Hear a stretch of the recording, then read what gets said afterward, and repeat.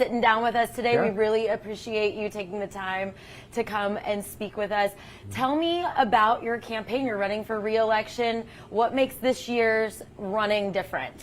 Well, this year is a presidential election year, and any time you're in a presidential election year, it's different from a non-presidential. But certainly, this presidential election is unique.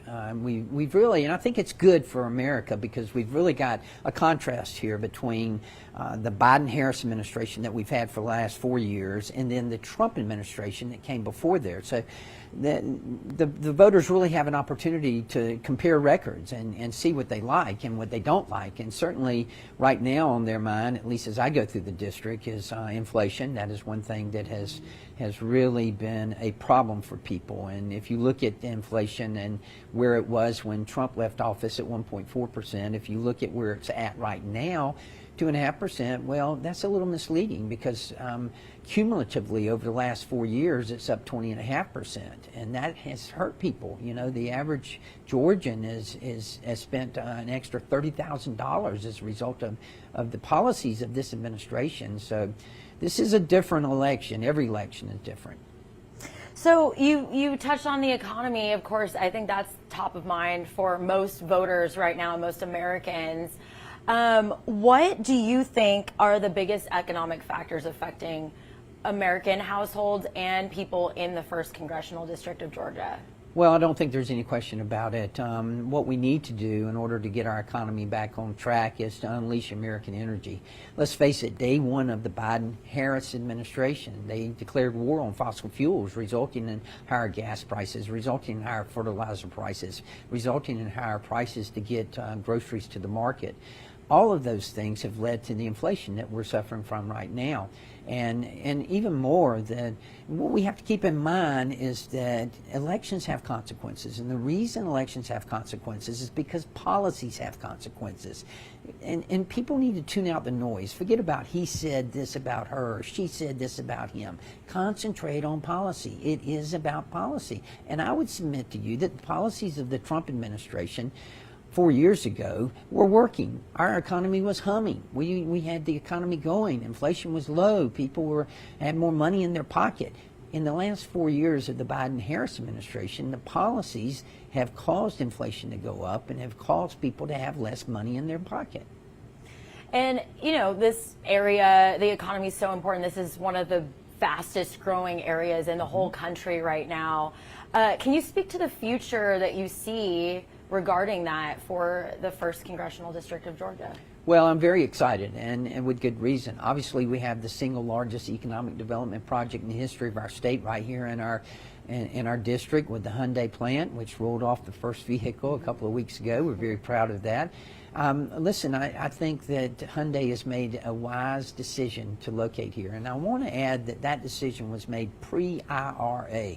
There are a lot of people who want to credit the IRA with that plant. Nothing could be further from the truth. That decision was made before the IRA was passed, so that's very important. And I think it's going to do great. They're going to be very successful because there will be a market for electric vehicles, and people are going to want that. Now, some won't, and I don't think it's the place of government to choose winners and losers. When you do that, I think the consumers lose, but there's going to be a market for that, and they're going to do great. They're going to find out that they've made a very wise decision. But manufacturing is big in our area, and with good reason. 11 years in a row, Georgia, the #1 state in which to do business, and there's a number of reasons for that. We've created a pro-business environment, and as chair of the Energy and Commerce, Environment, Manufacturing, and Critical Materials Subcommittee, I've set that as one of my goals, to unleash American energy, to make sure that we are really looking at manufacturing here in America. And we are doing that, and we're doing it right here in the 1st Congressional District. All right, another big topic of mind for voters, healthcare. How do you plan to make healthcare more accessible, especially for our rural communities that are in this district? Well, certainly, you know, look, whether you're a Republican, a Democrat, or an independent, everybody wants the same thing. You want accessible, affordable, quality health care. That's what we want. Accessibility is extremely important. During the pandemic, telehealth became an integral part of our healthcare system, certainly an integral part of the rural healthcare system. And I am the sponsor of the Telehealth Modernization Act, which will extend the changes that were made to telehealth rules and regulations for 2 more years. That's extremely important that we get that passed, and I hope that we will get it passed during the lame duck session. However, we will continue to work on healthcare to make sure that it is accessible, to make sure that our FQHCs that are so vitally important in our rural as well as our urban areas, to make sure that they are successful and make sure that they continue to proliferate. Making sure that healthcare is accessible and affordable in quality, that's what we are going to do. Another topic that has been talked about so much on the national stage, abortion. Would you vote to change Georgia's abortion law if you were given the opportunity? Well, certainly as a citizen, I'll have the opportunity if it's put on the ballot, but that's up to the Georgia State Legislature. But thank you for mentioning this, because this is extremely important. People understand. Everybody says, oh, the Republicans did away, Donald Trump did away with abortion. No. What Donald Trump did, what the Supreme Court did, is that they said this is not a federal jurisdiction. It should be up to the states, and passed it on to the states. We did not outlaw, or the Supreme Court did not outlaw abortion. They simply said it should be with the states, and the states need to make that decision now.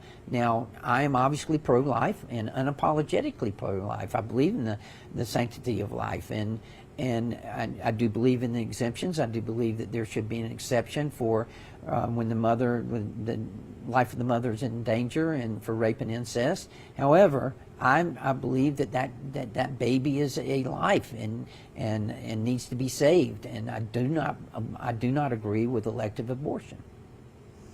All right. What makes you the better candidate? Why should people vote you back into office? Well, you know, I've served in a number of different capacities. I was mayor of the city of Pooler. I was in the Georgia State Legislature. I've been in Congress for 10 years now.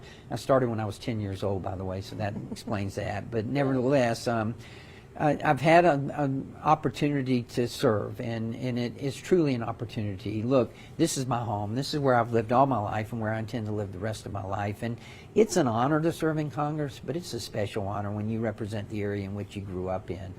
And the shine hasn't worn off for me. I'm still excited every time I go to Washington, D.C. And to have the honor and privilege of representing the people of the 1st Congressional District, it's one of the greatest honors of my life. All right, voters are already heading to the polls. We've already had people early voting now. What is your final message for voters before they cast their ballots? Well, first of all, make sure you vote. You know, we owe so much to our veterans. They've done so much for our country, and we enjoy the freedoms we enjoy because of our veterans. But the greatest freedom that I think we have is the freedom to elect our own officials, our own leaders. We need to exercise that right, that freedom, and we need to pay tribute to our veterans by exercising that right and that freedom. All right. Mr. Carter, thank you so much for